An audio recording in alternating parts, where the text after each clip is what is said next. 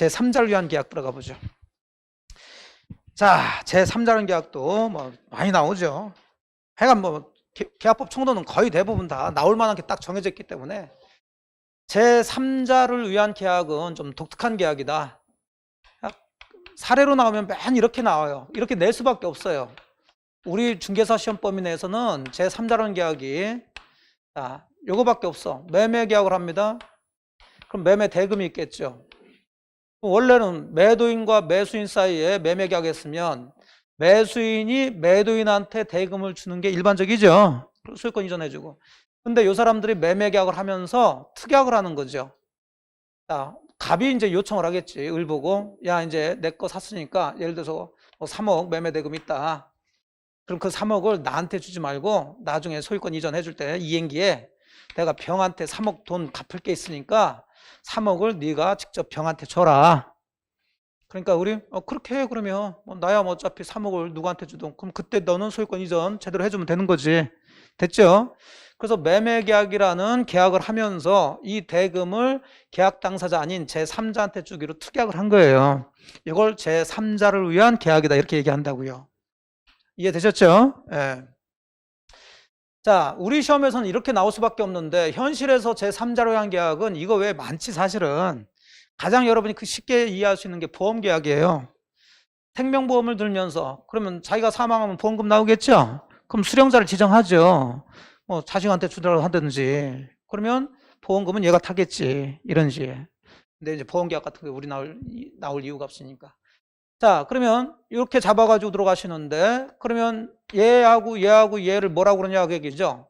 그냥 매매만 했을 땐 얘를 매도인 매수인이라고 그러지만 자, 제3자라는 계약에서는 갑이라는 애가 매매 계약을 하면서 대금을 자기가 아닌 다른 사람한테 주자고 요청을 한 사람이죠. 그래서 얘를 요약자라고 하는 거예요. 요약자. 제3자라는 계약을 요청을 한 사람이라고. 그러니까 얘가 그러자라고 승낙을 했죠. 승낙, 낙약자라고 하면 되겠지. 됐죠? 네. 그러면 얘가 이제 나중에 아무 관계도 없는 을한테 3억을 받게 된 사람이에요. 그래서 얘를 수익자라고 그래요. 수익자. 수익을 얻는 사람이다.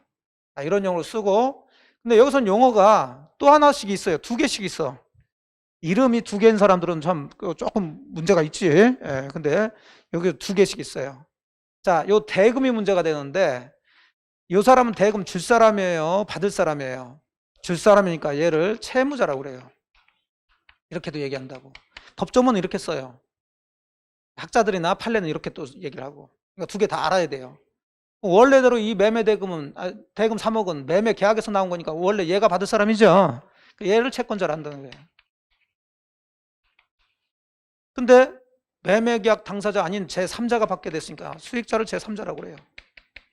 자, 이렇게 들어갑니다. 되셨어? 네.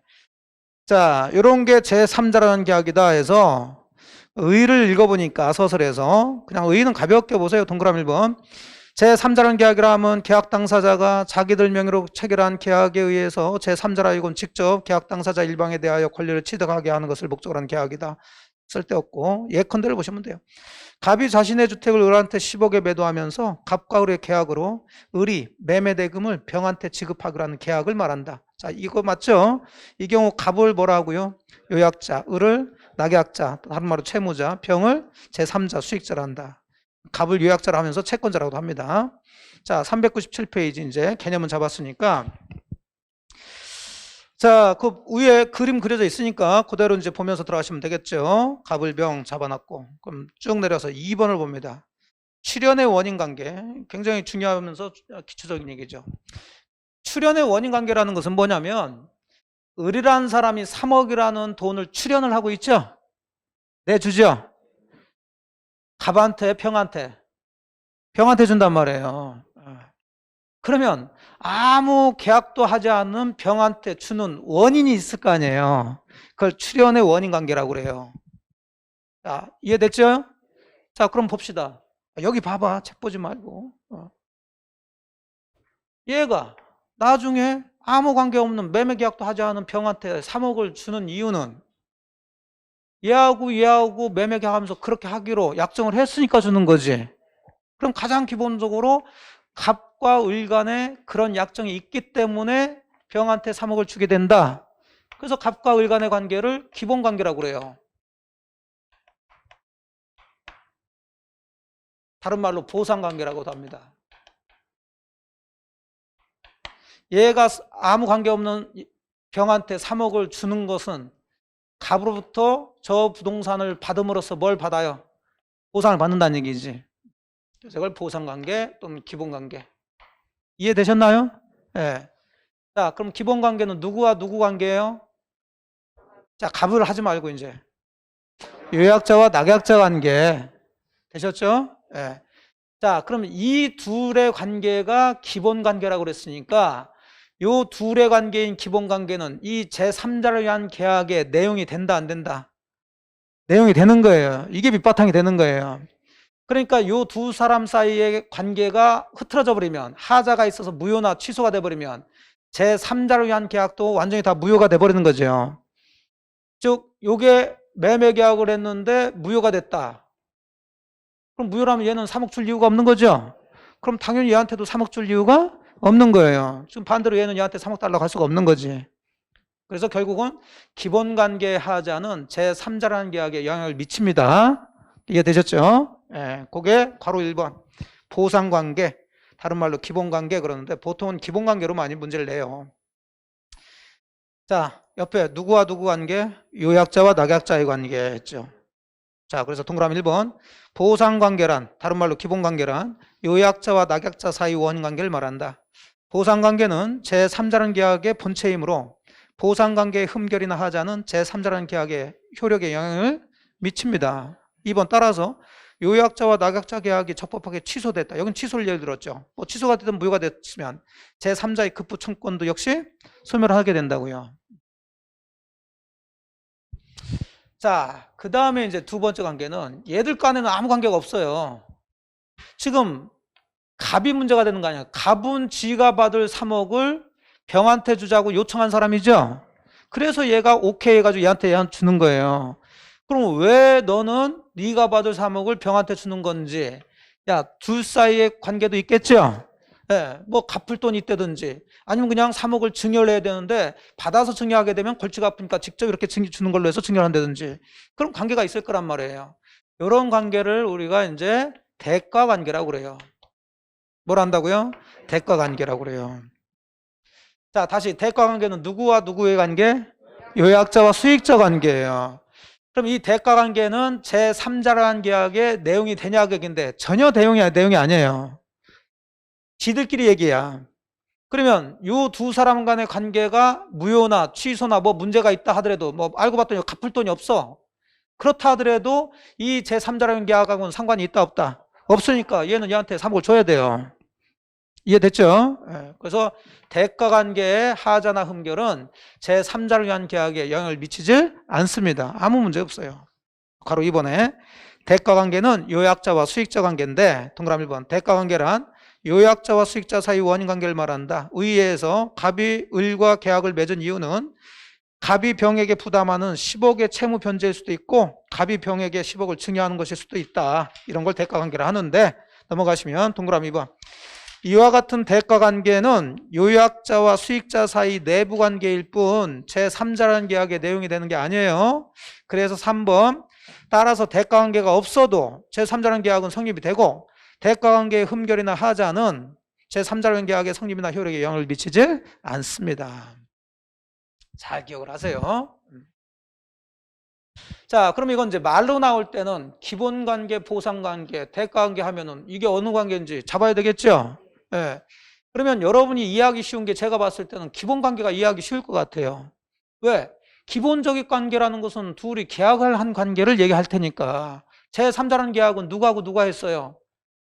갑과 을이 했죠. 그 얘들이 기본관계가 되는 거겠지. 이해됐죠? 예, 그래서 이걸 잡아놓고 들어가요. 항상 이걸 복잡하게 생각하면 이게 복잡하다 그러면 여러분이 지금 제가 그려놨으니까 기본관계, 대가관계 그러지만 딱 지워놓고서 어디가 기본관계가 어디가 대가관계요? 그러면 그것도 헷갈린다니까. 그러니까 헷갈릴 때는 항상 한쪽을 정확히 잡고 들어가세요. 한쪽 기준을 잡고 이쪽을 잡으면은 반대로 이쪽은 대가관계 되는 거예요. 이해되셨죠? 예. 그래서 이쪽이 뭐다? 기본관계다. 이쪽이 문제가 있으면 전체가 다 문제가 있다. 자별수라고. 근데 이걸 기본관계로 하지 않고 뭐라고도 한다고요?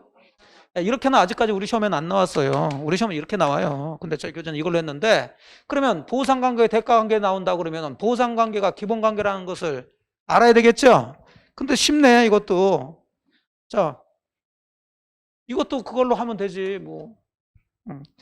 우리가 불공정 법률행위에서 궁, 박은 누구 기준? 본인 기준. 왜 본인 기준으로 나왔어요? 비읍하고 비읍 연결시키라고 그랬잖아요. 그럼 여기도 기본관계 비읍 나왔죠? 보상관계 비읍 나왔죠? 그러니까 기본관계는 무슨 관계? 보상관계. 그쪽에 들어가면 되지. 여기는 비읍이 있어요, 없어요? 없으니까 반대 얘기다. 이렇게 들어가시면 되는 거지. 됐나요? 예. 자, 이렇게 해서 정리하시고.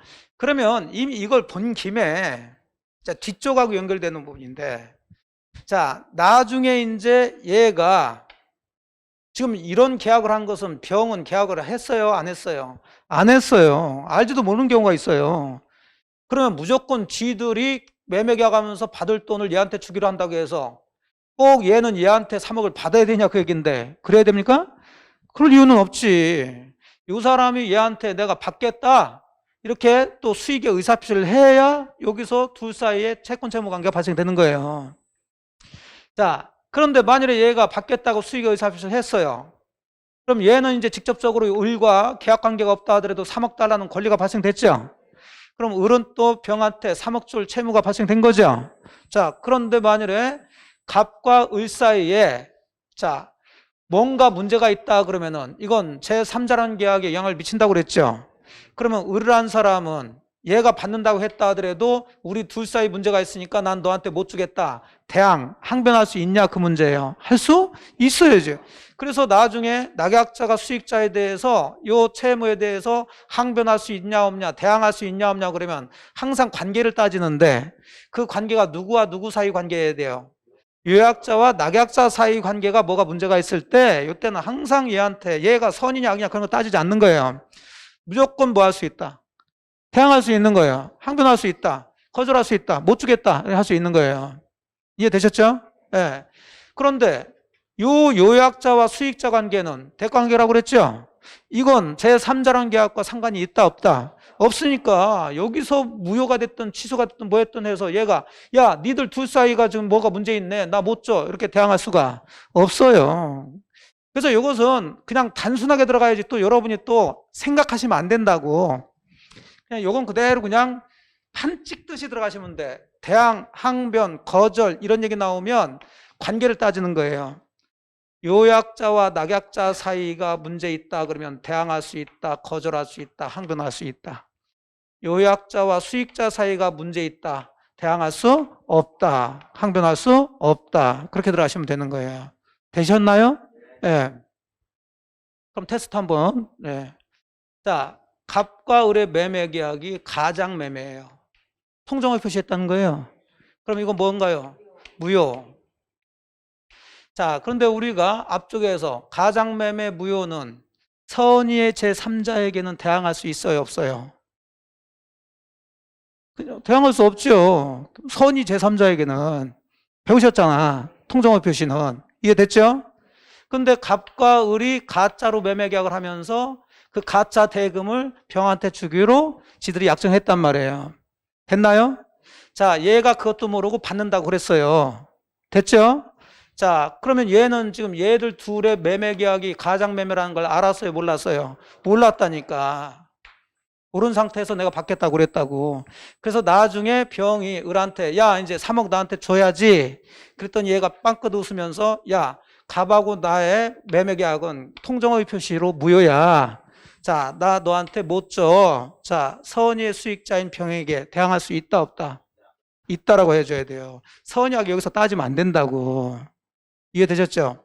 그 얘기는 결국은 이런 수익자는 우리가 앞서 보셨던 의사표시 하자에 있어서 보호되는 선의 제3자에 해당되는 사람이 아닌 거예요. 그래서 앞쪽에서 이제 다시 보시면 돼. 자, 80페이지를 펴보세요. 자, 우리가 80페이지가 박스 안에 있는 게 통정의 표시에서 보호되는 제3자에 해당되냐 안 되냐 이거 정리해 놓은 거죠? 그 오른쪽에 제3자에 해당하지 않는 경우를 보시게 되면 동그라미 3번에 이 얘기가 나와요. 제3자를 위한 계약에서 누구? 제3자, 수익자, 얘는 제3자에 해당되는 사람이 아니에요. 그러니까 무슨 선이냐 악이냐 그런 거 따질 것 없다고 이것은. 자, 이해되셨죠? 네, 바로 그 얘기예요 지금. 다시 그래서 399페이지로 오시면, 자, 이 얘기가 이제 뒤쪽에 나오니까 그때 다시 가서 이제 한번 훑어보고 가는 거예요. 자, 그래서 항상 기본 관계에 뭐가 문제 있다 그러면, 자, 전체에 대해서 다 영향을 미치니까 을은 그걸 가지고 병한테 대항할 수 있어요.